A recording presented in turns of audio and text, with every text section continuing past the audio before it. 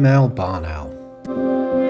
In the morning sunlight, she flies low looking for voles. She sees one, hanging in midair with that laser focus. Occasionally, a less energetic approach is required. She roosts with a good vantage point for any movement in the tussocks below. Systematically quartering a field with low-level flying, hovering and stooping 8 to 10 times can take it out of a barn owl, so they regularly find a post to roost and to rest and to keep an eye open. Then it's off again, this time to the embankment. Success at last, but a red kite tries to steal the prize. She's exposed and at risk, but she waits for the kites to disappear.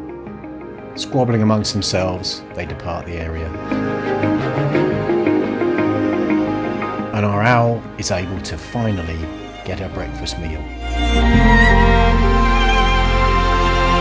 Rodent consumed, it's back into the air and time to look for the next meal. Nature can be brutal. Imagine having to find every meal, and when you do, there's two people waiting to steal it right from you. But she's a survivor, and she'll feed up and get ready for the chicks to arrive in the next couple of months.